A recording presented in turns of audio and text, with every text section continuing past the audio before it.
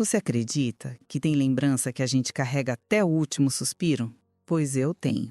A minha é o som de um portão fechando e uma voz dizendo: "Agora você é propriedade do colégio, minha filha." Aquilo me quebrou por dentro de um jeito que o tempo nunca consertou.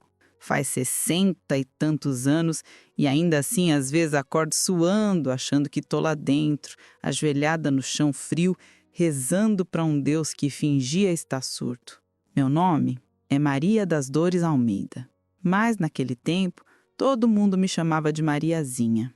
Hoje eu tenho 86 anos, moro aqui mesmo, em Monte Alto, interior de São Paulo, e carrego no peito mais lembrança do que saúde. A cabeça ainda funciona, graças a Deus, ou talvez seja castigo, porque lembrar demais também é uma forma de doer. Eu nasci e cresci num pedaço de chão que nem nome direito tinha, só estrada de terra, um riozinho raso e cheiro de café torrando nos fogões de lenha. Meu pai, seu Joaquim, vivia encurvado no roçado, mãos rachadas, o corpo queimado de sol e fé. Minha mãe, Dona Efigênia, costurava para fora, fazia a barra de calça, remendo de lençol e ainda dava conta de rezar o terço todo fim de tarde. Eu era a mais nova de 6 filhos e também a mais sonhadora, segundo ela. Diziam que eu tinha a cabeça na lua porque gostava de ler as bulas dos remédios e inventar que eram histórias de rainha. Naquela época, a menina pobre do interior nascia sabendo o tamanho do próprio destino. Casar cedo, ter filho e calar. Mas eu não. Eu queria estudar. Achava bonito ver as professoras da cidade andando de saia comprida, cabelo preso e livro debaixo do braço. Elas tinham postura de quem sabia de coisas que o resto do mundo ignorava. Um dia disse para minha mãe que queria ser professora também. Ela riu e respondeu: "Professora, minha filha, isso é coisa para moça de família grande." Mas eu insisti, como quem sonha sem pedir licença. A vida era simples e dura. A gente plantava o que comia e rezava para a praga não vir. No domingo, todo mundo se arrumava para a missa. Eu gostava da igreja porque tinha cheiro de sabão e cera de vela. E também porque lá, por um tempinho, todo mundo parecia igual. Pobre, rico, criança, velho, ajoelhado. Ninguém se mede por dinheiro. Foi num desses domingos que o destino resolveu brincar com a gente. Depois da missa, uma mulher apareceu na porta da igreja. Bonita de um jeito que eu nunca tinha visto. Vestido azul, sapato de salto, colar brilhando no pescoço. Falava baixo e sorria muito. Disse que era da Fundação Santa Cecília, um colégio de moças na capital, e que estavam oferecendo bolsas de estudo para meninas aplicadas e de boa conduta. Eu me lembro do barulho que fez no peito do meu pai quando ela disse de graça. Ele até tirou o chapéu como se estivesse diante de um milagre. A mulher tinha um jeito convincente, dessas que sabem escolher as palavras certas para quem tem pouco. Falava de um lugar bonito, cheio de oportunidades, onde as meninas aprendiam francês, piano e boas maneiras. Diz que as alunas com destaque conseguiam trabalho na cidade grande, em casas de família importante ou como secretárias. Minha mãe, com as mãos trêmulas de emoção, perguntou se precisava pagar alguma coisa. A mulher respondeu sorrindo: "Só a confiança, Dona Efigênia. O resto é por conta da caridade." Naquela noite, a casa ficou acesa até tarde. Meu pai calculando como ia ser sem eu ajudar na roça.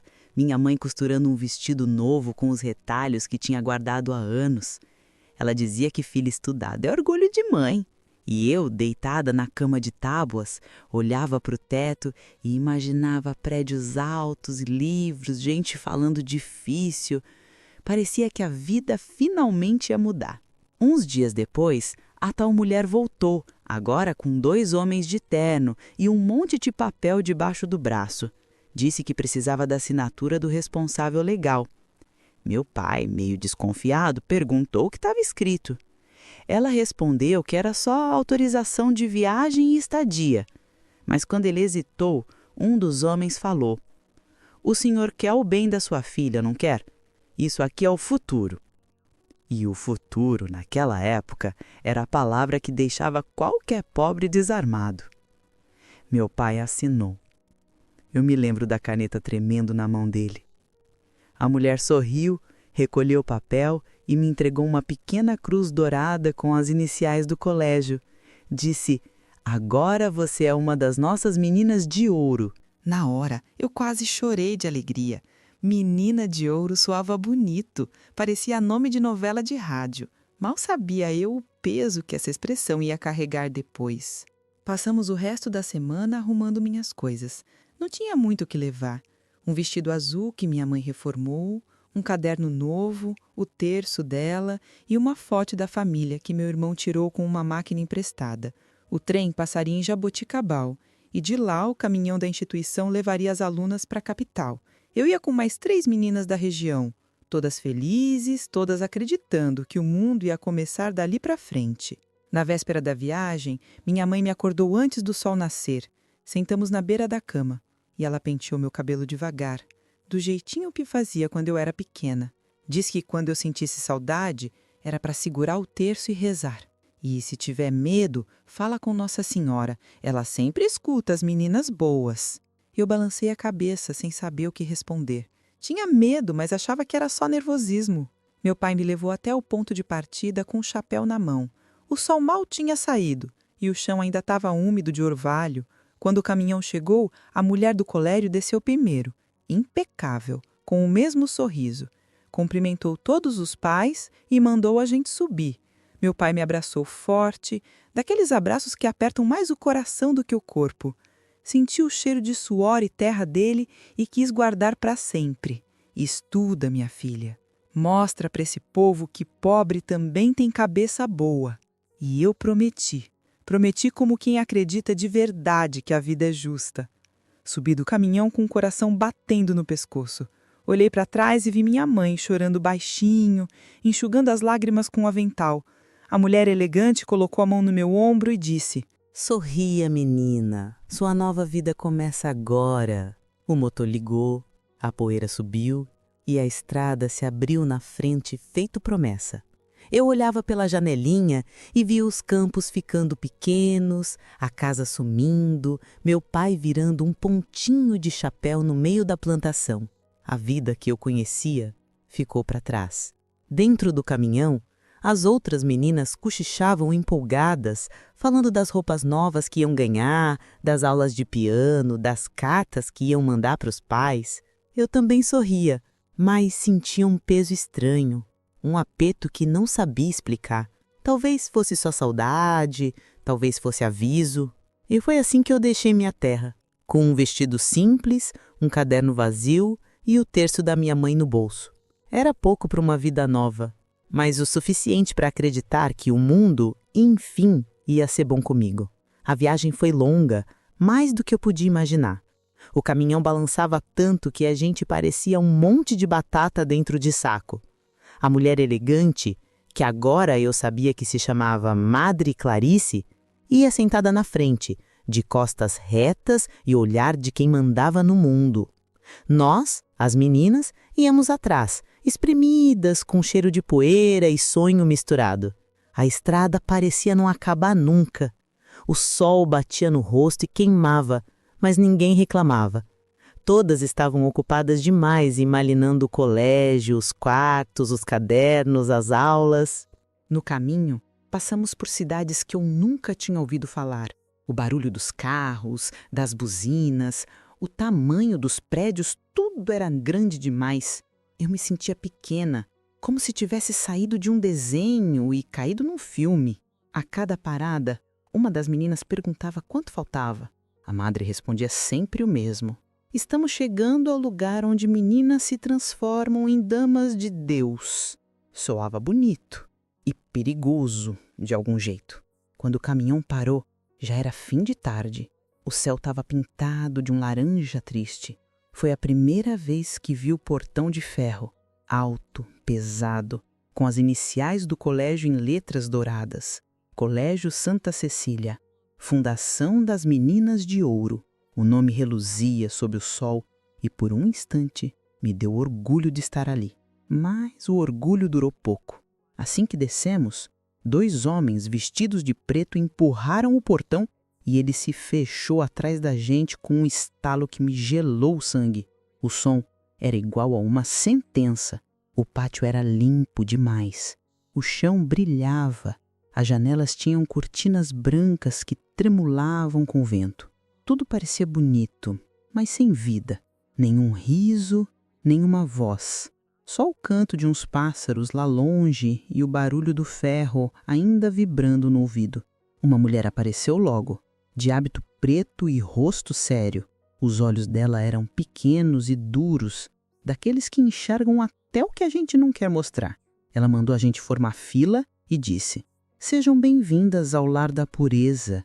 Aqui, quem obedece é abençoada. Quem mente, apodrece." Ninguém respondeu. Eu olhei para o lado e vi uma das meninas, a mais nova, começar a chorar baixinho.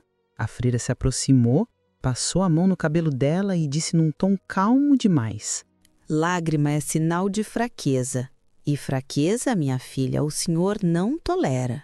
Depois, apontou para uma porta lateral e mandou a gente entrar. O corredor cheirava a sabão e incenso.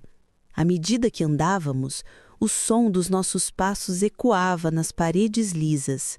Tinha crucifixo em cada canto e retratos de santos que pareciam nos observar. Eu nunca tinha sentido tanto medo de coisa sagrada. Levadas para uma sala grande, fomos mandadas sentar em bancos de madeira. Uma freira menor, de óculos e voz fina, veio com uma caixa na mão. Dentro dela, tesouras. Eu achei que fosse para cortar tecido. Engano meu. "Aqui não há vaidade", ela disse, abrindo a tampa da caixa. "O cabelo é a serpente do pecado."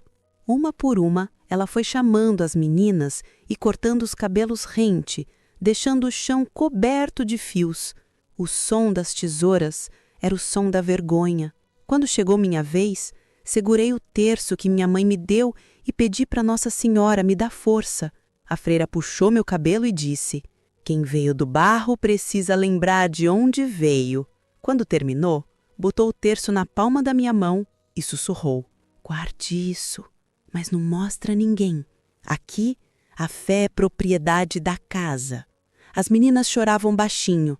Eu olhei para o espelho que havia no canto da sala e não me reconheci. Parecia outra pessoa, com o pescoço nu, o rosto pequeno e os olhos arregalados. Logo depois veio o banho, em fila, com água fria e sabão grosso. As freiras observavam tudo, mandando a gente se apressar, rezar enquanto lavava o corpo. Diziam que o banho era purificação. Eu só sentia frio e vergonha. Vestiram a gente com uniformes iguais, saia comprida, blusa branca com o símbolo do colégio bordado e sapatos que machucavam o calcanhar. Aí nos levaram para o refeitório. A comida era pouca, arroz branco, feijão ralo e uma fatia de pão. Nenhuma conversa era permitida. Uma freira lia passagens da Bíblia enquanto a gente comia. "O silêncio é a linguagem da obediência", ela dizia. Depois do jantar, fomos levadas ao dormitório. Fileiras de camas de ferro, cobertores finos e uma cruz enorme pendurada no centro da parede. A freira mais velha entrou carregando um livro pesado. Disse que toda noite haveria orações obrigatórias. Aqui, cada palavra que sobe ao céu é ouvida por quem precisa vigiar vocês. Ficamos ajoelhadas por quase 1 hora, repetindo ladainhas que eu nunca tinha ouvido. O joelho doía, o corpo pedia descanso, mas ninguém ousava levantar. Quando enfim mandaram deitar, as luzes foram apagadas, e só o som dos passos das freiras no corredor quebrava o silêncio. Passos firmes, arrastados, como se elas estivessem contando quantas ainda respiravam ali dentro. Tentei dormir, mas o travesseiro cheirava a mofo e a saudade. Pensei na minha mãe, nas mãos dela costurando o vestido que agora estava pendurado no armário do colégio. Pensei no meu pai e me deu vontade de correr para casa. Mas o portão de ferro ainda ecoava na cabeça. Eu sabia que ele não abriria para mim. Lá fora, começou a chover. O som das gotas no telhado se misturava ao barulho dos passos metálicos que vinham de algum lugar do andar de cima. Um som ritmado, pesado, como se alguém andasse com botas. Olhei para as outras camas. Algumas meninas dormiam, outras fingiam. Eu fiquei quieta, com o terço escondido debaixo do travesseiro.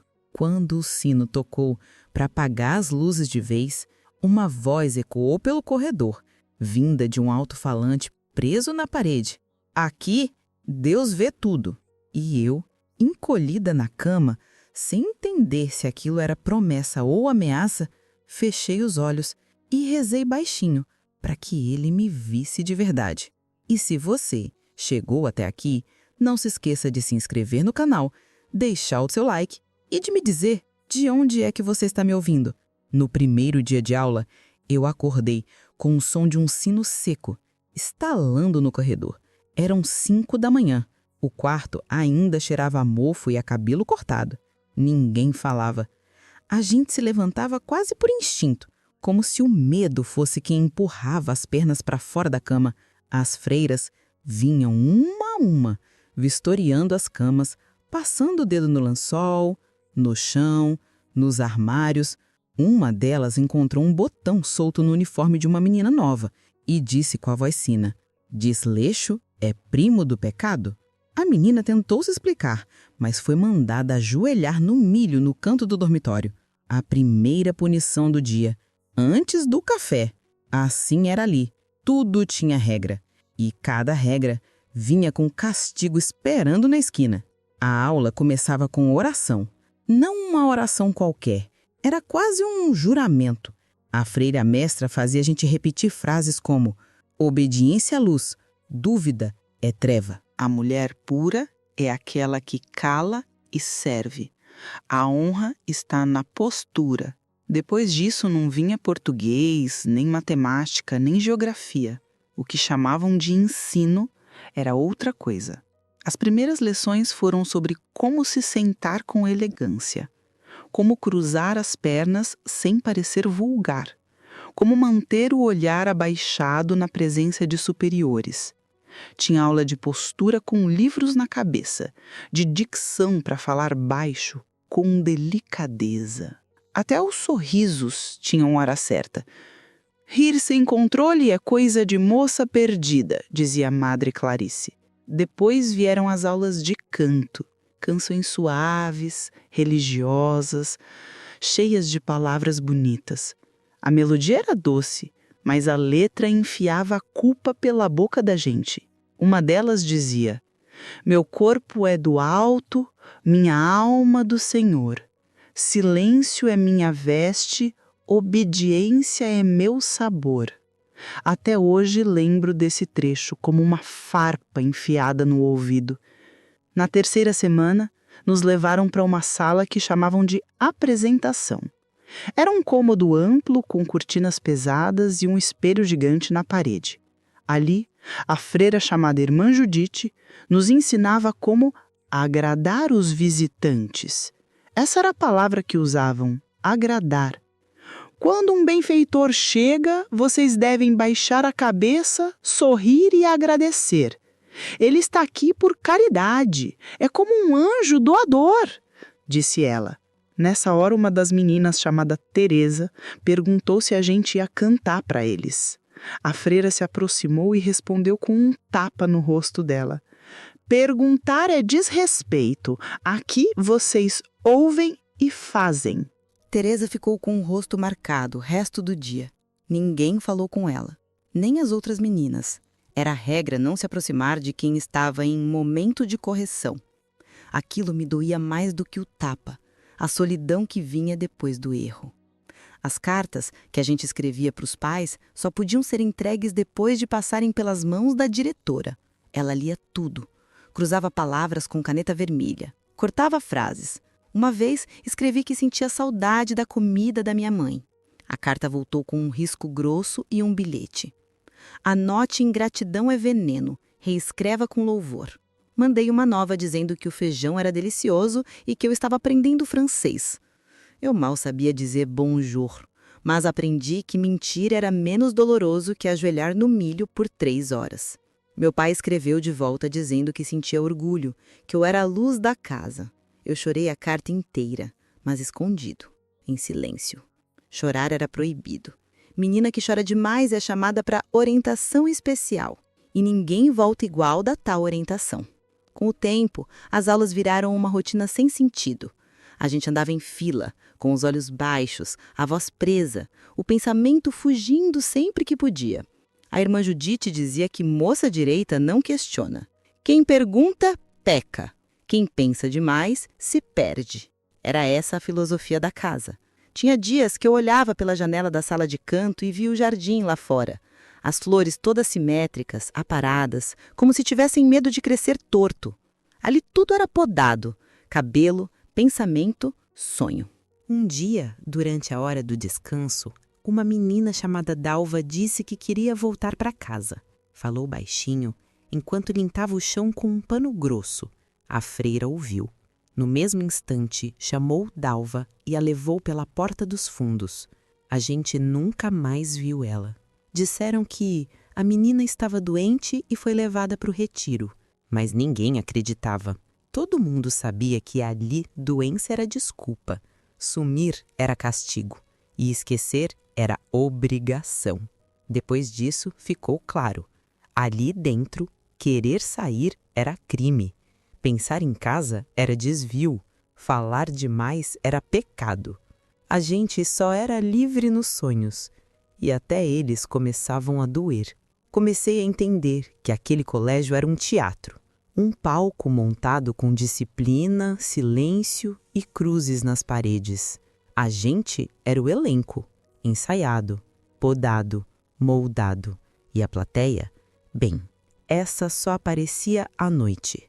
Mas disso eu ainda ia descobrir aos poucos. Bem aos poucos.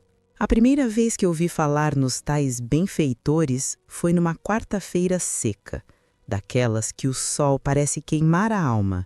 A Madre Clarice entrou na sala com um papel dobrado na mão e anunciou com o tom de quem lê a lista dos eleitos para o céu.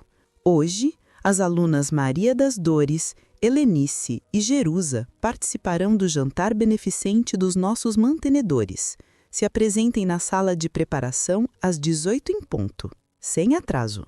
A sala ficou em silêncio. Ninguém olhou para ninguém. Só o som da voz da madre continuava ecoando nas paredes. Eu senti meu corpo inteiro gelar. Jantar beneficente. Era assim que chamavam, mas ninguém explicava o que acontecia nesses jantares. As meninas que já tinham ido voltavam diferentes. Umas ficavam caladas por dias. Outras rezavam compulsivamente, como se estivessem tentando arrancar alguma coisa do corpo só com as palavras. Às 6, pontualmente, fui levada para a sala de preparação. Uma freira que eu nunca tinha visto me esperava com uma caixa nas mãos. Abriu sem dizer palavra. Lá dentro, roupas que não pareciam roupa de colégio. Um vestido justo, vermelho escuro, de tecido brilhante. Sapato de salto. Brinco de pedra. Ela me mandou vestir. Rápido, não temos tempo para sentimentalismo, disse. Quando me olhei no espelho, não me reconheci. Era como se tivessem colocado a minha pele num corpo que não era meu. A maquiagem era pesada, a boca pintada de vermelho, os olhos escuros, o cabelo penteado com força. A freira borrifou perfume no meu pescoço, um cheiro doce que dava enjoo. Os benfeitores gostam desse, ela disse, como quem recomenda um veneno leve. A sala onde nos colocaram antes de sair era gelada. Helenice tremia, mas não pelo frio. Jerusa tinha os olhos perdidos no chão. Nenhuma palavra foi dita. O carro chegou pelos fundos. Um homem grande, de terno claro e rosto fechado, abriu a porta. Vamos, meninas, se comportem.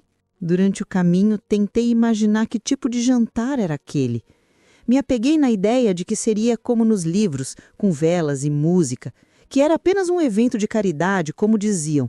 Mas quando chegamos ao lugar, uma casa imensa, com janelas altas e cortinas grossas. Eu senti o cheiro do erro antes mesmo de entrar. Tinha algo no ar, um silêncio estranho, de coisa errada escondida debaixo de tapete caro. Lá dentro, fomos recebidas por homens sorridentes demais, todos bem vestidos, com olhos que não piscavam. Falaram pouco. Ofereceram bebidas que não aceitei. Nos sentaram em sofás, um de cada lado da sala.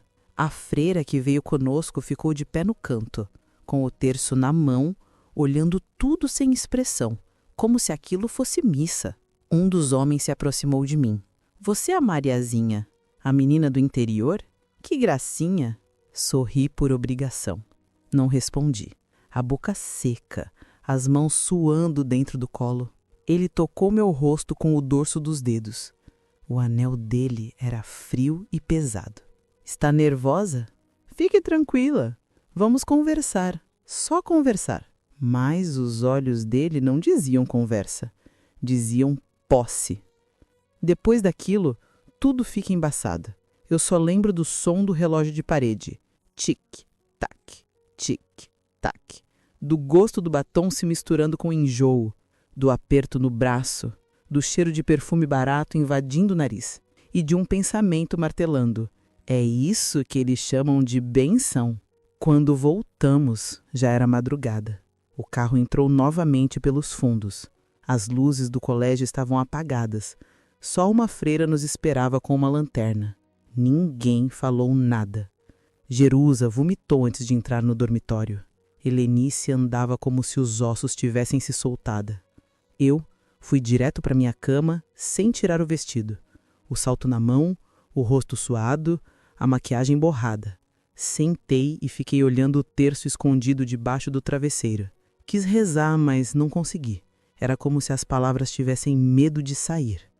Naquela noite, antes de fechar os olhos, ouvi. Do andar de cima vinham sons abafados.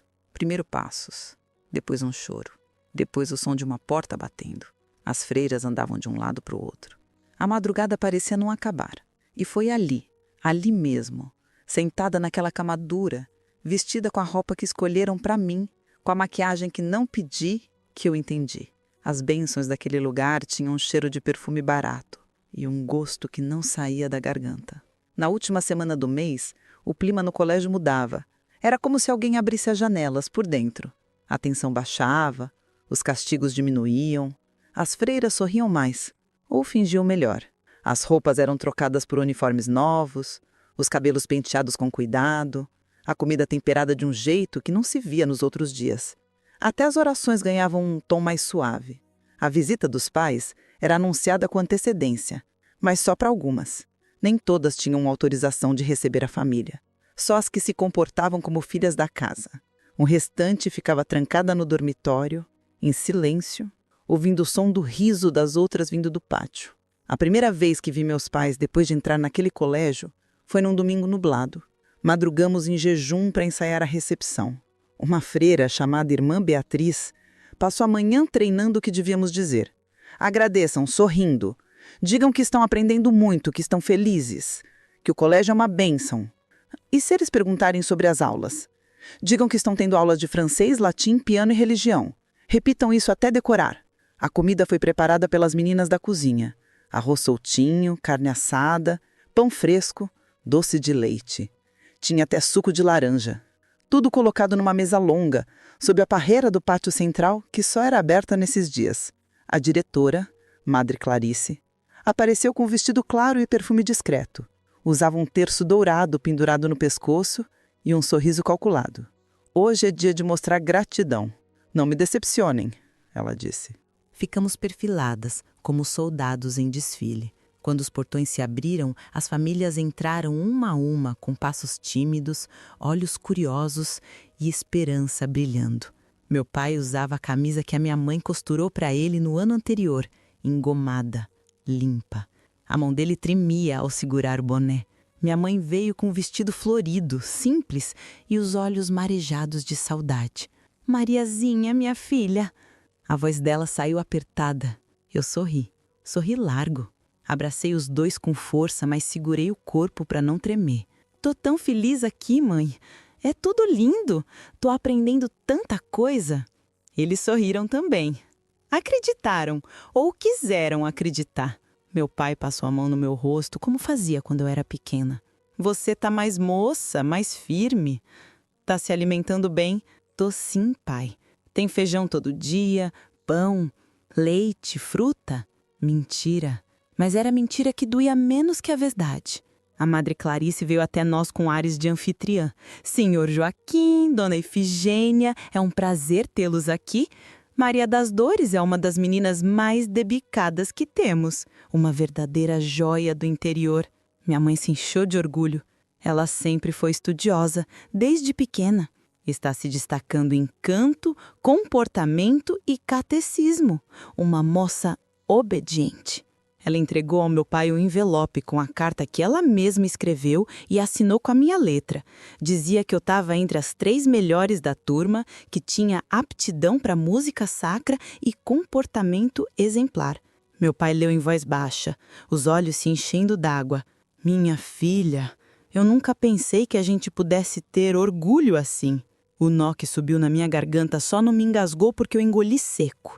Tive vontade de gritar, de dizer que tudo era um teatro, que aquilo era cenário montado para encobrir um poço de horror, que atrás das cortinas limpas havia meninas trancadas, machucadas, com sonhos despedaçados e nomes apagados. Mas olhei para o rosto dele, queimado de sol, iluminado por um orgulho que ele nunca teve chance de sentir antes, e não consegui. A visita durou pouco, 2 horas cronometradas. Depois do almoço, houve uma apresentação de canto.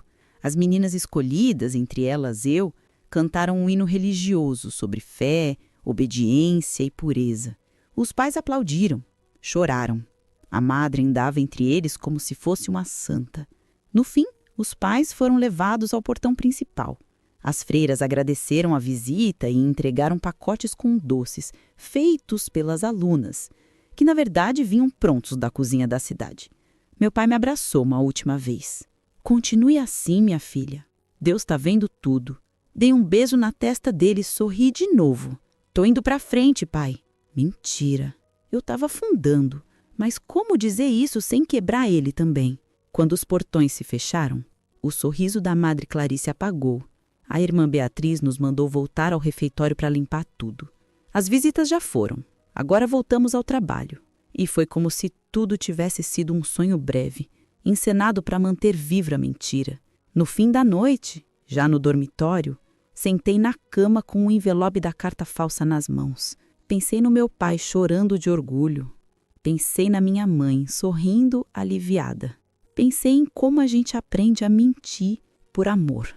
Ali eu entendi que o colégio era mais do que uma prisão, era um teatro. E cada uma de nós era obrigada a ser atriz, com sorriso no rosto e alma em frangalhos. A capela era o lugar mais silencioso do colégio. Silencioso de um jeito que incomodava. O chão de pedra, os bancos de madeira escura, o cheiro de incenso sempre no ar. Tudo ali parecia planejado para deixar a gente miúda, assustada, com culpa até por respirar alto. As freiras diziam que era o coração da casa, mas para mim era só uma casca bonita. O coração de verdade daquele lugar batia em outro canto, um canto que ninguém mostrava. Comecei a desconfiar das portas, não as grandes de entrada, mas umas pequenas escondidas atrás das cortinas pesadas e dos confessionários. Eu observava durante as orações o jeito como a Madre Clarice sempre sumia do nada, aparecia sem fazer barulho. As outras freiras também. Elas nunca vinham pelo corredor como nós. Era como se o colégio tivesse caminhos próprios para quem mandava. Numa tarde chuvosa, fui escalada para limpar a capela. Fiquei sozinha ali por mais de 1 hora.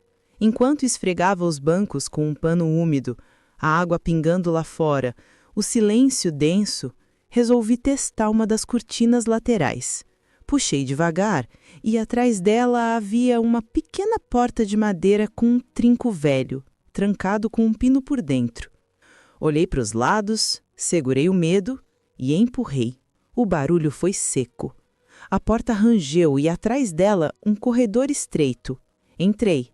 A escuridão era quase total, mas a claridade que vinha da capela me guiava. As paredes eram úmidas, o ar pesado. Parecia lugar que o tempo esqueceu. Andei devagar, coração batendo no ouvido, os pés afundando na poeira. Depois de alguns metros, o corredor abria para uma sala, sem janelas, sem cruz, sem oração. Ali o colégio mostrava sua cara verdadeira. A sala estava cheia de araras com roupas penduradas, vestidos curtos, saltos altos, lingeries caras, perfumes importados em cima da cômoda, maquiagens, joias falsas. No canto, uma mesa com pastas abertas, listas de nomes, horários, fotografias. Alguns nomes tinham marcações em vermelho, preferida do mês, repetir na próxima visita, treinar melhor resposta. Eram os visitantes frequentes, políticos, empresários, homens com sobrenomes que a gente ouvia nos noticiários do rádio da cozinha. Lá estavam datas, preferências, observações. Gosta de silêncio, exige obediência total, gosta de meninas novas. Li isso em voz baixa, como se pudesse apagar a frase da memória. Mas tem coisa que gruda no peito feito espinho. Ouvi passos. Congelada, me virei devagar e vi a Madre Clarice, de pé na porta da sala, ao lado de 2 homens de terno. Um deles usava luvas pretas. O outro sorria. "O que faz aqui, Maria das Dores?" A madre perguntou, com a voz calma, como sempre. Tentei inventar uma desculpa. Disse que me perdi, que estava limpando a capela. Ela entrou na sala sem pressa e trancou a porta atrás de si. Esse não é lugar para meninas.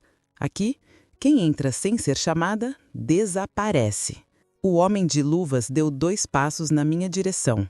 "Essa é aquela do interior, não é? A que cantou no evento da semana passada?" A madre assentiu com um sorriso discreto. "Escute bem." Ela disse se aproximando até quase encostar o rosto no meu. "Esse colégio sobrevive porque as meninas fazem silêncio, porque obedecem, porque não perguntam, nem fuçam." Ela segurou meu queixo com força. Curiosidade, Maria das Dores, é uma doença que aqui a gente cura com um esquecimento. Fiquei muda. O corpo todo tremia. Ela soltou meu rosto e ajeitou o véu com elegância. "Você vai sair por onde entrou. Vai lavar o rosto e vai esquecer o que viu." Os olhos dela brilharam quando disse: "Porque aqui, menina curiosa vira a história esquecida." Saí sem olhar para trás. Corri pelo corredor escuro, tropeçando nas próprias pernas, os olhos ardendo. Voltei para a capela, lavei o rosto na pia de pedra, ajoelhei no primeiro banco e rezei sem palavra, só respiração e culpa. Depois daquele dia, passei a andar mais devagar, a cabeça baixa, os olhos atentos, a boca trancada. Mas dentro de mim o medo virou outra coisa, virou raiva. E a certeza de que aquele colégio não era uma escola, era um palco. E por trás do pano escondiam o pior tipo de pecado. Aquele que veste hábito, mas fede a perfume importado e ameaça sussurrada. Depois que encontrei aquela sala escondida, tudo dentro de mim começou a mudar. Eu ainda fazia o que mandavam, ainda me ajoelhava, ainda cantava nas orações, mas não acreditava mais. Era só um corpo obedecendo. A fé tinha fugido de mim. E se eu for sincera, acho que não voltou nunca mais. As freiras começaram uma fase nova de pregações. Chamavam de período de purificação. Cada semana uma penitência diferente. O corpo precisa sofrer para a alma ser lavada, diziam. Rezávamos até o joelho doer e em jejum, com os olhos fechados, repetindo frases que pareciam cânticos, mas eram ameaças disfarçadas. Sacrifício é forma de purificação. Quem sente dor, aproxima-se de Deus. Quem se rebela, afasta-se da salvação. Elas falavam isso com tanta certeza que por alguns segundos a gente quase acreditava. Quase. As punições aumentaram. Agora, qualquer deslize era motivo para isolamento. Chamavam de retiro espiritual. As meninas eram levadas para uma parte do prédio que ninguém via. Um corredor trancado atrás da lavanderia. Só dava para ouvir de vez em quando o som do ferro batendo em alguma superfície e os gritos abafados. Depois disso, silêncio. Sempre o mesmo silêncio. Foi numa dessas semanas que Cida, uma menina vinda de Araraquara, tentou fugir. Ela era miúda, de rosto redondo e riso fácil. Falava que tinha um irmão que trabalhava num mercado e que ia voltar para casa assim que conseguisse juntar coragem.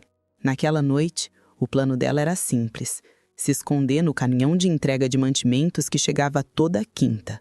Mas alguém contou. Sempre alguém contava.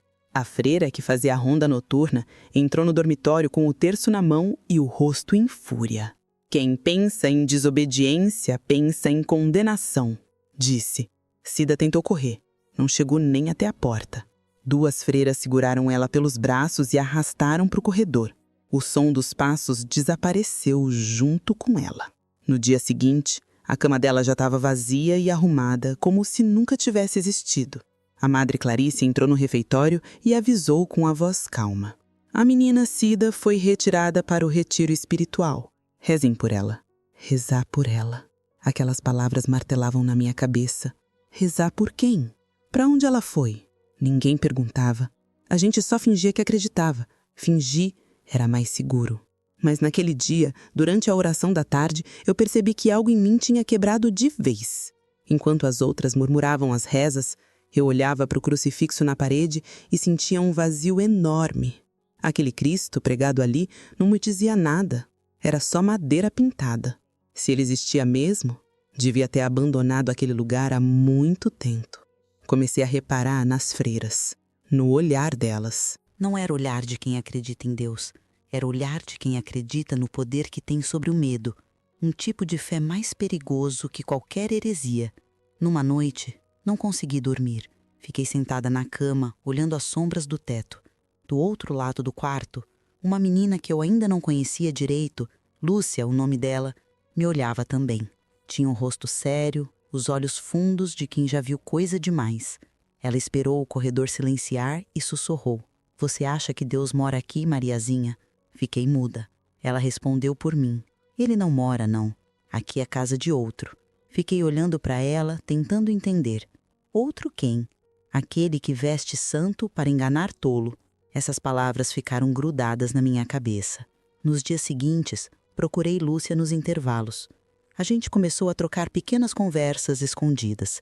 Ela era diferente das outras. Tinha um tipo de coragem que misturava raiva e resignação. Contou que estava ali há mais de 1 ano, que já tinha visto meninas desaparecerem e que a Madre Clarice dizia sempre a mesma frase antes de cada sumiço. O céu é lugar de quem sabe calar. Eu não vou calar, disse Lúcia num desses sussurros. Nem que precise morrer para isso. Naquele tempo, morrer parecia uma saída menos cruel. A lavagem moral continuava. Toda manhã, depois do café, as freiras faziam a gente repetir frases diante do crucifixo.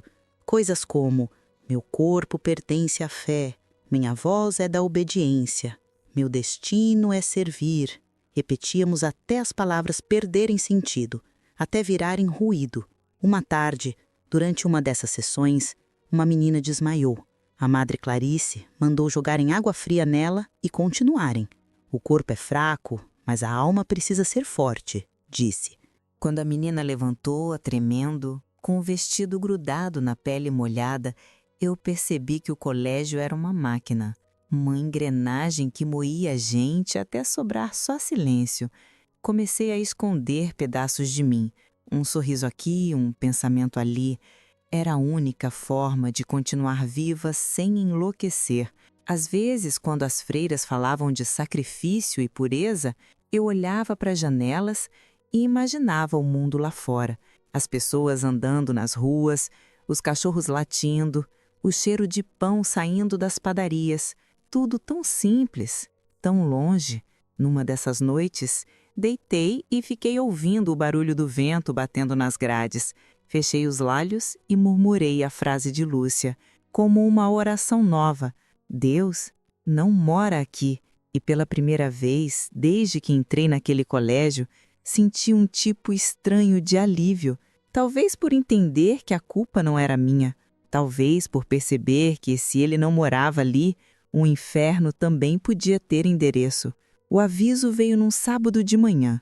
O sino tocou 3 vezes, diferente do costume, e as freiras correram de um lado para o outro com expressão que misturava ansiedade e pressa.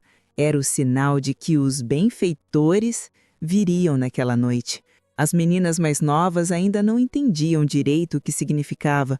As mais velhas, como eu e Lúcia, só se entreolharam em silêncio. Era um olhar de quem já sabia o que vinha, e mesmo assim não tinha para onde correr. A Madre Clarice apareceu no refeitório logo depois do almoço, toda arrumada, com um véu novo e um sorriso estudado. Esta é uma noite de bênção, disse ela. As mãos unidas, a voz doce, teremos a presença de homens importantes, homens que ajudam a manter este colégio e garantem o futuro de vocês. Vocês devem ser gratas, dóceis, obedientes. O brilho de vocês é o reflexo da nossa fé. A palavra brilho ficou presa no ar, como um mosquito que não sabe para onde fugir. As meninas foram separadas em grupos. As de ouro, como ela chamava, foram levadas à sala de preparação, a mesma onde, um tempo atrás, tinham um vestido com aquela roupa vermelha. Eu fui uma delas. Lúcia também. A freira que chefiava o preparo tinha uma caixa de maquiagem sobre a mesa. Espalhou os frascos com o cuidado de quem maneja armas. O cheiro forte de perfume doce enchia o ar, enjoativo. Hoje é noite de servir com orgulho, disse ela olhando para a gente. Lembrem-se, quem agrada, acende, quem recusa, desce. Ninguém perguntou o que descer queria dizer. Todo mundo sabia. Ela começou a pintar nossos rostos com pincéis duros, batom espesso, pó demais. A cada toque eu sentia minha pele sumir um pouco mais. O espelho mostrava outra pessoa, uma boneca sem nome. A roupa era escolhida de acordo com a tarefa. Vestidos curtos de tecido caro, sapatos altos que machucavam os pés. As freiras falavam baixo entre si, consultando papéis, números como se estivessem organizando uma missa cara. Do lado de fora começou o movimento. O portão abriu e o som dos motores cortou o ar.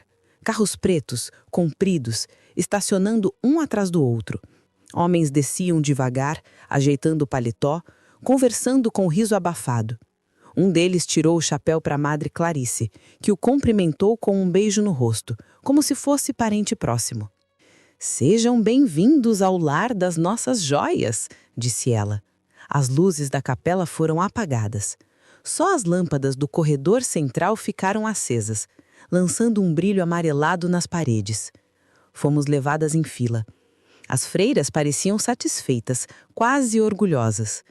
Passamos pelo corredor principal e eu pude ver as outras meninas, as que não foram escolhidas, olhando pelas frestas das portas com olhos de bicho preso.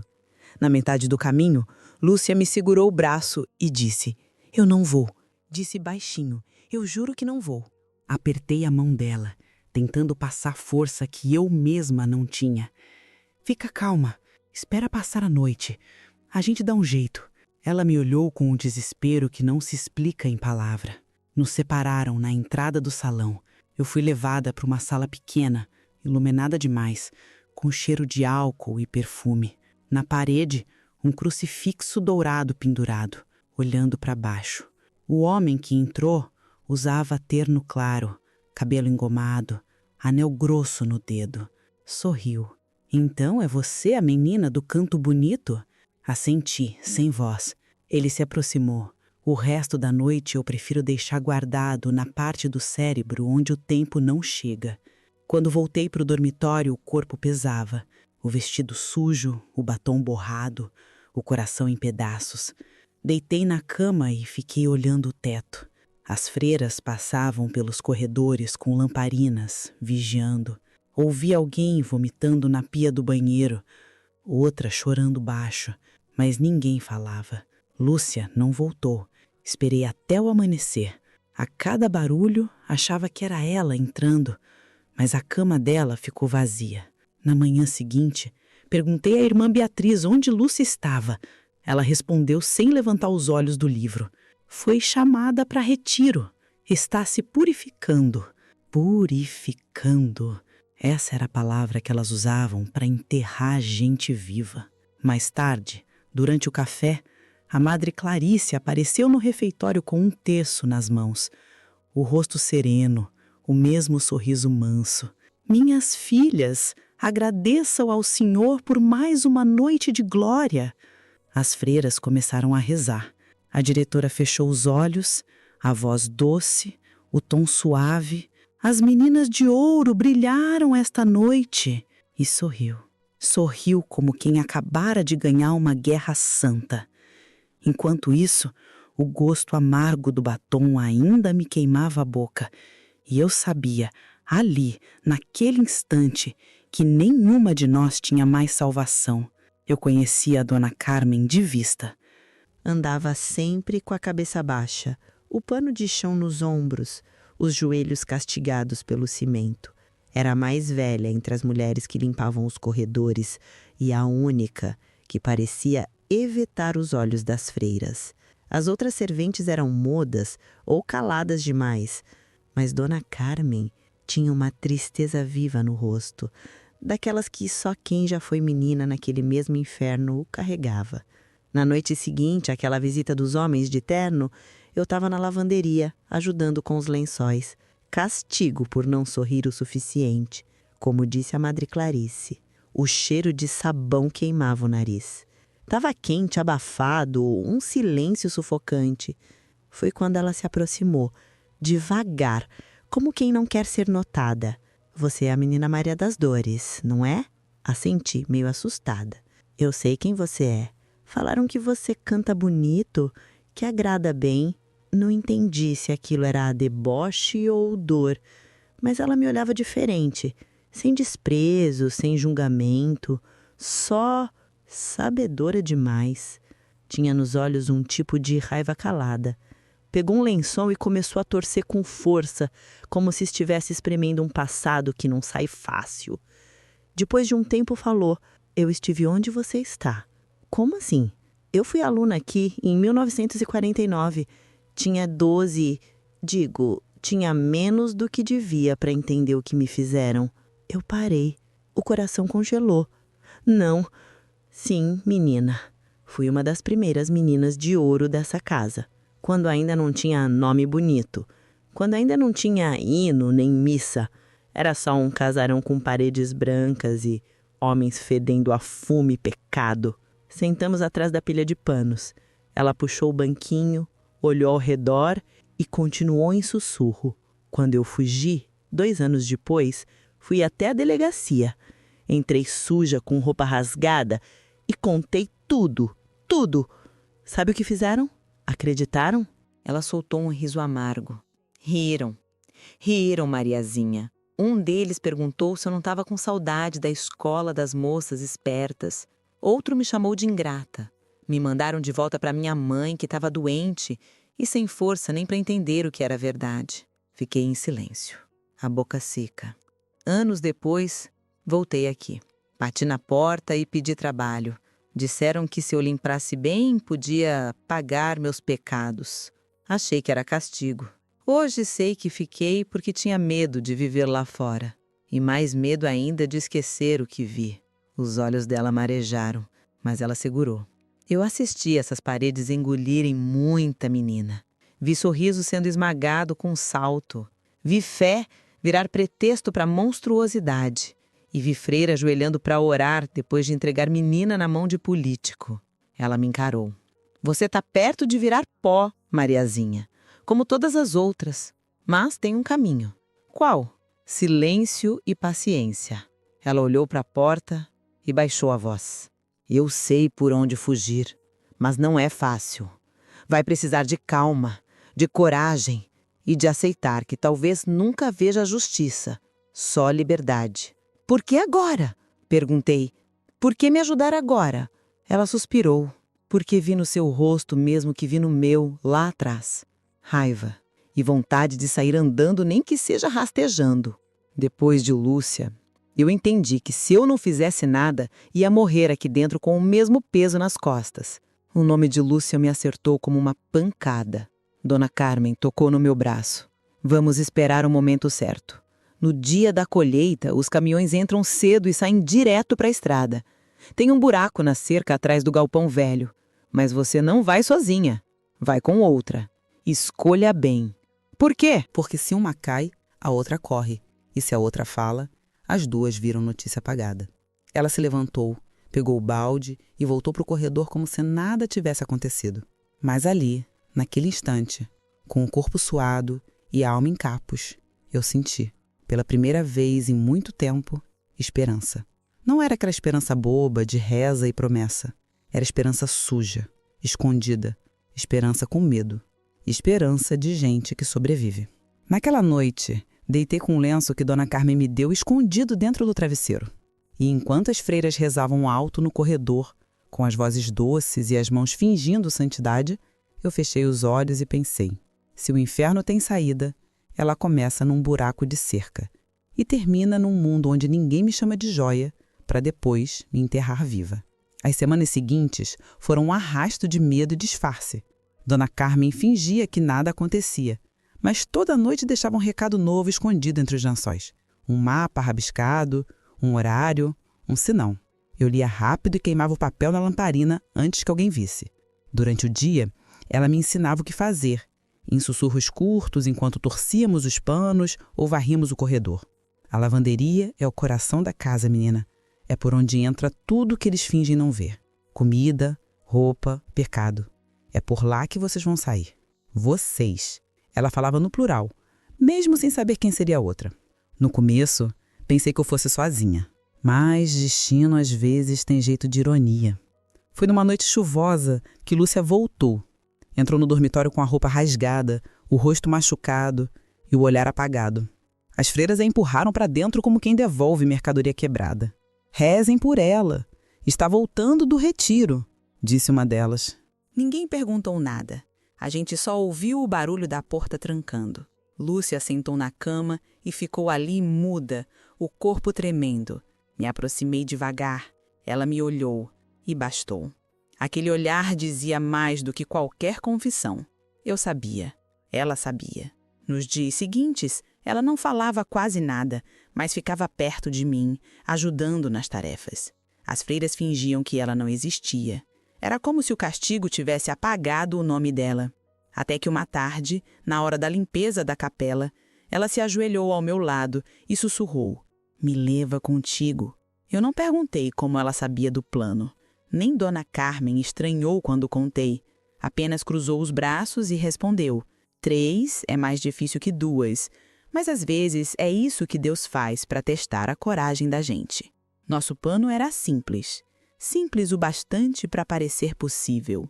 Esperar o sino das 3 da madrugada, quando as freiras trocavam a ronda. Ir pela cozinha, atravessar o corredor da lavanderia, pegar as chaves do armário de ferramentas e abrir a porta lateral que dava para o pátio. Dona Carmen deixaria o cadeado apenas encostado. "Levem pouco peso", avisou. "Quem carrega demais não corre." Arrumei um pedaço de pão seco e uma garrafa pequena de água. Lúcia um pedaço de pano e uma foto da família que já estava quase apagada. Dona Carmen preparou um bilhete escrito com caligrafia trêmula. "As meninas não estudam. As meninas somem. Olhem nos porões." Ela disse que deixaria o bilhete no confessionário da igreja, escondido entre os livros de reza. Se der errado, pelo menos alguém um dia vai achar isso. Naquela noite, a chuva começou cedo, batendo nas telhas feito aviso. As freiras apagaram as luzes mais rápido que o normal. O ar parecia pesado, diferente, como se as paredes soubessem. No dormitório, cada respiração era um segredo. Lúcia deitou na cama ao lado e segurou minha mão por baixo do lençol. "Se a gente não sair viva, promete que conta?" "Prometo, mas a gente vai sair", disse. Ela sorriu de canto, sem fé, mas com uma coragem triste. Às 2 da manhã, Dona Carmen apareceu na porta, fingindo recolher roupa. Deixou cair um molho de chaves no chão e me olhou rápido. Era o sinal. O coração batia descompassado. A gente vestiu os casacos de pano, calçou sapatos gastos e saiu de fininho, com o terço da minha mãe no bolso. O corredor estava escuro, só uma lamparina acesa perto da cozinha. O som da chuva ajudava a esconder os passos. Na lavanderia, o cheiro de sabão se misturava com fumaça. Dona Carmen esperava, de costas, fingindo varrer. Quando nos viu, parou, respirou fundo e disse: "Agora é com vocês." Ela abriu a porta lateral, o vento frio entrou espalhando gotas pelo chão. Lúcia passou primeiro, eu vinha logo atrás.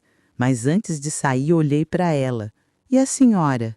Já fiquei demais nesse lugar. Minha liberdade é ver vocês indo.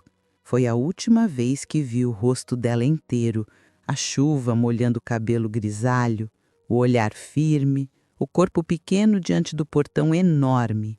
No pátio, cada passo parecia um estouro. O chão era barro e lama. A cerca nos esperava lá no fundo, onde a escuridão era mais densa. A gente se abaixava cada vez que o raio iluminava o céu. Lúcia, mancando, o ombro ferido. Quando chegamos perto da lavanderia velha, ouvimos o sino. 3 badaladas. O momento. Dona Carmelo devia estar lá dentro, rezando. Corremos. O barulho dos sapatos afundando na lama, o som da chuva, o peito disparado, o portão secundário já estava entreaberto. Lúcia olhou para mim, respirando com dificuldade. Vai, Mariazinha, vamos juntas. Se eu ficar para trás, não volta. O trovão rasgou o céu. Corremos mais. Atrás da gente, um grito. Lanternas acesas. O ferro batendo. O eco de passos. Aquela sensação horrível de que o inferno inteiro acordava só para não deixar a gente sair. E mesmo assim corremos. Porque o medo, quando passa do limite, vira coragem. Coragem desesperada, suja, mas viva. Naquela madrugada, entre relâmpagos e respiração ofegante, eu entendi que fugir não era só sair do colégio, era sair de mim. Da menina que acreditava em promessa, em bênção, em salvação, ali na chuva, com o barro subindo pelas pernas e o coração gritando, eu me tornei outra. E enquanto o portão de ferro se abria com um rangido, eu jurei, se conseguisse atravessar, nunca mais fechar os olhos para nada, nem para Deus, nem para ninguém. A chuva daquela noite parecia castigo de Deus, grossa, fria, pesada, encharcando tudo como se o céu também quisesse apagar aquele lugar do mapa. As gotas batiam nas telhas com força e o vento fazia as janelas baterem, uivando entre os corredores. Era a madrugada em que tudo ia acontecer, e meu corpo sabia. As mãos suavam ou o coração acelerava como se já corresse antes mesmo das pernas. Eu e Lúcia ficamos acordadas sem precisar combinar. Olhamos uma para outra quando o sino da ronda bateu ao longe. Era a hora. Cada uma tinha um terço enrolado no pulso, um pedaço de pão seco no bolso e medo demais no peito. Dona Carmen estava na lavanderia, fingindo recolher lençóis. Quando passamos pela cozinha, ela apenas levantou os olhos e assentiu. O sinal. A chuva ajudava. O barulho escondia nossos passos. Atravessamos o corredor devagar, descalças, com o vestido grudando nas pernas. O cheiro de mofo e sabão parecia mais forte do que nunca. Na lavanderia, o chão estava coberto de panos molhados. Dona Carmen esperava perto da porta lateral, o rosto sério, o olhar decidido. Agora é com vocês, ela disse, abrindo devagar o trinco do cadeado. Corram quando o portão abrir. Não olhem para trás, por nada. O vento entrou cortando o rosto misturado à chuva. Lúcia passou primeiro, mancando. Eu fui logo atrás. O pátio estava escuro. O barro subia até o tornozelo e cada passo fazia um estalo molhado. Lá no fundo, o portão grande, meio escondido pelo mato e pelas sombras, esperava. Eu podia jurar que ele respirava junto comigo. Corremos. A cada relâmpago, o pátio inteiro se iluminava por um segundo, revelando o tamanho daquilo tudo. Os muros altos, as janelas fechadas, o colégio inteiro parecendo um monstro de pedra e cruz.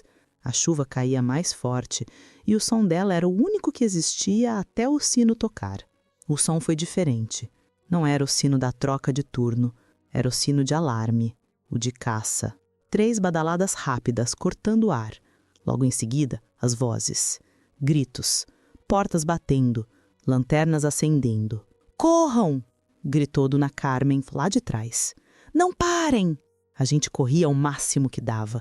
O chão escorregadio, o vestido pesando, o coração parecendo querer rasgar o peito. As luzes começaram a dançar pelas janelas. As freiras gritavam rezas misturadas com ordens. Em nome de Deus, parem, voltem! Mas a gente já não era mais delas. O primeiro tiro veio seco, um som que rasgou a noite. Eu não entendi na hora o que era, só ouvi o grito. Lúcia tropeçou e caiu de lado na lama. Quando me virei, ela estava no chão, o corpo tremendo, a mão apertando o ombro. O sangue se misturava com a água da chuva, escorrendo devagar. "Lúcia!" gritei, ajoelhando ao lado dela. Ela tentou falar, mas só saiu um sussurro. "Vá embora, Mariazinha, agora é tua vez de sair." Outro tiro. Dessa vez, a bala acertou o chão perto da gente, levantando lama. Eu senti o gosto do medo na boca. Dona Carmen apareceu correndo, o avental grudado no corpo, o cabelo molhado. Ela me puxou pelo braço com força. "Levanta, menina! Não tem mais tempo!" gritou. "Mas ela!" tentei dizer. "Ela quer que você saia!" berrou de volta, me empurrando. "Não deixe a morte dela ser em vão!" Lúcia me olhou uma última vez. Tinha um brilho nos olhos que não era mais dor nem medo. Era entrega. E eu entendi. O portão estava a poucos metros. A ferrugem brilhava com a luz dos relâmpagos. O coração batia alto. O corpo já não obedecia direito. Eu corri o que pude. Dona Carmen vinha atrás, mancando, gritando para eu não parar. A lama espirrava. O som dos passos atrás da gente aumentava. Eu ouvia as vozes, os gritos, as rezas misturadas com o barulho dos tiros. Chegamos ao portão. O ferro estava encostado, como prometido. Empurrei com toda a força.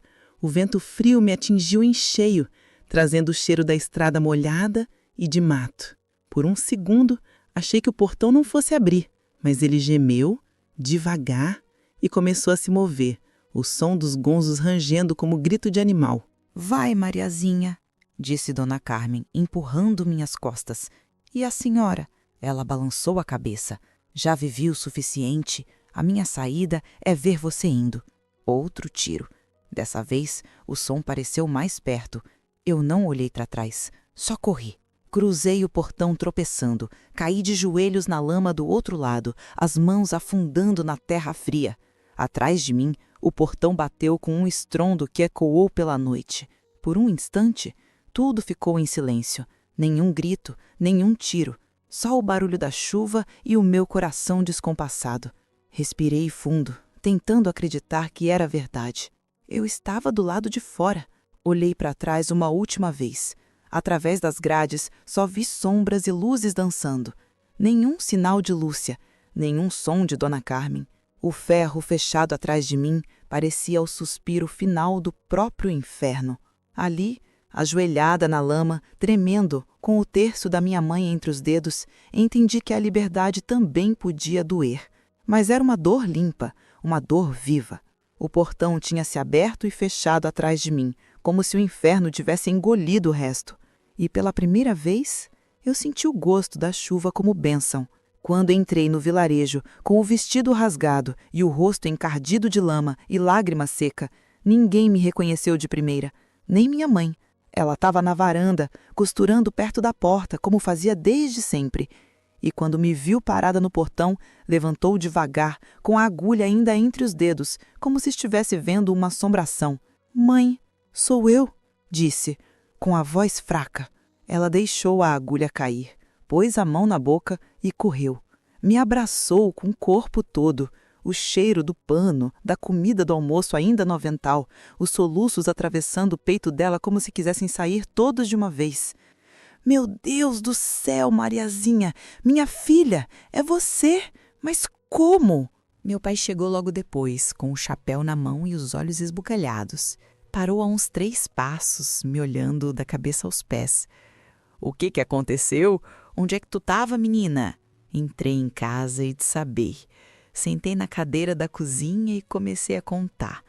Aos pedaços, aos soluços. Não dava para dizer tudo de uma vez e nem tudo dava para ser dito em voz alta. Disse que não era colégio, que não tinha aula, que a gente era treinada, que Lúcia tinha sido baleada, que Carmen tinha ajudado. Minha mãe tremia. Meu pai, parado no batente da porta, tinha o olhar de quem segurava o mundo para não cair. No outro dia cedo, ele foi até a delegacia da cidade. Pediu para falar com o delegado, um homem baixo e barrigudo, conhecido por viver mais no bar do que na cadeira. Contou o que eu disse, falou do colégio, das meninas, dos porões. O homem deu o riso torto. Moço, a menina deve ter sofrido um susto aí e inventou coisa. Esse colégio é respeitado, recebe ajuda até de Brasília. Meu pai fechou os punhos. Disse que se o homem não fizesse nada, ele mesmo ia invadir o lugar. O delegado levantou, querendo encerrar a conversa, até que alguém bateu na porta. Era a dona Carmen. Estava com outra roupa, com um lenço cobrindo a cabeça e os olhos fundos de quem não dormia fazia dias. Entrou calada, entregou um envelope com fotos, algumas tiradas escondido, outras cópias de listas de nomes de visitantes. Tinha tudo ali. O delegado ficou branco. De onde? Como? Ela falou firme. Tô cansada de limpar sangue com pano bento. Ou o senhor age, ou a cidade inteira vai saber que ajudou a esconder isso. Na tarde do mesmo dia, a polícia chegou no colégio. 3 carros, 7 homens. Invadiram pelas laterais sob chuva fraca. Encontraram os dormitórios vazios, as freiras tentando esconder papéis, documentos queimando e latas de ferro. Nos fundos, atrás da capela, acharam a porta que levava ao subsolo. Trancada por fora, arrombaram. O que viram lá embaixo nenhum deles conseguiu esquecer. Meninas dopadas, deitadas em colchões sujos, algumas amarradas. Um cheiro de mofo, remédio e perfume misturado. Uma delas gritava que precisava rezar, outra perguntava pela mãe. Uma freira tentou se jogar contra a parede quando viu os homens entrarem. Dona Carmen foi chamada para testemunhar. Mostrou os nomes, os cadernos escondidos, os mapas da casa. No dia seguinte, era para ser manchete em tudo quanto é canto. O Colégio das Meninas de Ouro era um inferno com cruz na parede. Mas não foi. Os jornais locais foram impedidos de publicar. As gráficas tiveram visita antes da impressão. Um homem de terno, com crachá do governo, passou de redação em redação. O delegado recebeu um telefonema e, depois disso, mudou o tom. Disse que era tudo exagero, que tinham achado meninas em situação de risco, mas sem prova de crime. No rádio, só diziam que uma escola da capital passava por readequação pedagógica. Nada de nomes, nada de escândalo. As meninas foram levadas para instituições distantes. Algumas voltaram para as famílias, outras desapareceram de novo no sistema. Eu fiquei com os meus pais, em casa, calada, esperando justiça. Mas ela não veio. 2 semanas depois, Dona Carmen voltou para nos visitar. Trazia uma sacola com pão e um embrulho com um vestido novo. Disse que estava de partida. Vão atrás de mim, Mariazinha. Já tô com nome demais nesse jogo. Antes de sair, me entregou um pedaço de papel com um número rabiscado. Se um dia alguém perguntar, conta tudo. Mas se não perguntarem, viva, já é muito. No fim daquele mês, soubemos que a diretora tinha sumido. Dizem que embarcou num navio com nome falso. Outros dizem que foi protegida por um senador. Nunca mais ninguém viu ela. Nunca houve foto, prisão, nome divulgado, nada. Como se o mundo inteiro tivesse decidido que esquecer era melhor do que saber. Mas eu não esqueci, nem Lúcia, nem o portão de ferro fechando atrás de mim, nem o texto que ainda carrego na gaveta do criado mudo. O inferno daquele lugar foi abafado pelo silêncio de homens importantes. Mas dentro da minha cabeça ele ainda grita. Depois que tudo aconteceu, eu voltei para a casa dos meus pais e nunca mais saí. A cidade era pequena, as pessoas falavam pouco, mas olhavam muito. Os vizinhos cochichavam pelas beiradas, fingindo que não sabiam de nada, e minha mãe passou a evitar praça, igreja e as visitas longas. Meu pai só falava quando era necessário. Passava os dias sentado na cadeira de palha, olhando o terreiro, batendo os dedos no braço da cadeira, como se contasse os minutos que já não voltariam. E eu nunca me casei, não conseguia confiar em homem nenhum. Toda vez que algum se aproximava, bastava um gesto mais abrupto, uma palavra atravessada, que o estômago virava e o corpo inteiro se fechava. Teve um no começo que tentou insistir, disse que entendia. Eu pedi desculpa e disse que não tinha espaço para ninguém. E era verdade. Depois daquilo tudo, o que sobrou de mim era só para mim, mais ninguém. Também nunca mais pus os pés dentro de igreja. Não era birra com Deus, não. Deus, se é que existe, não tem culpa do que fazem em nome dele. Mas eu não suportava mais os bancos de madeira, o cheiro de vela, o som de hino. Aquilo tudo me lembrava a voz das freiras, a mão pesada do silêncio, os olhos que fingiam não ver. Não dava. Nem enterro me fazia entrar. Quando morreu uma prima minha, fiquei do lado de fora esperando acabar. Preferia rezar sozinha, olhando para o mato. Lúcia não resistiu. Aquela noite, quando a gente correu, ela já estava fraca. O tiro pegou fundo e, mesmo com a vontade de viver, o corpo não aguentou. Ela caiu ali, no meio da lama, com os olhos arregalados e a mão estendida. Disseram que morreu rápido, que não sofreu, mas eu sei que sofreu. Sofreu muito antes daquela noite e morreu do mesmo jeito que viveu lá dentro, calada e sem testemunha. Dona Carmen sumiu antes do julgamento. Disseram que fugiu para outro estado, que mudou o nome e viveu como costureira no sul. Outros dizem que foi levada por gente importante, que sabia demais e que sumiu porque precisava sumir. Nunca mais ninguém viu ela, nem carta, nem notícia, só o silêncio. O colégio ficou de pé por uns anos, vazio, com os vidros quebrados e a capela desabando. Depois começaram a roubar o que podiam. Madeira, ferro, imagens. Com o tempo virou ruína, engolida pelo mato. Hoje em dia, só tem parede rachada e resto de pedra, mas o portão de ferro continua lá. Passo por ele de vez em quando preciso ir para o lado de lá da estrada. Tá torto, cheio de ferrugem, com as trancas penduradas, mas continua em pé. Ninguém teve coragem de arrancar. Ninguém quer chegar perto também. Dizem que o lugar é amaldiçoado, que dá azar. Eu sigo vivendo do meu jeito. Faço costura para fora, cuido das galinhas, vou no mercadinho, tomo café em silêncio. Não reclamo, mas também não sorrio muito. Não tem mais para quê. Nunca tive filhos, nunca dividi minha cama. Só eu, meus silêncios e os cadernos onde escrevo tudo. Não para publicar, mas para não esquecer. As pessoas da cidade às vezes me olham de lado.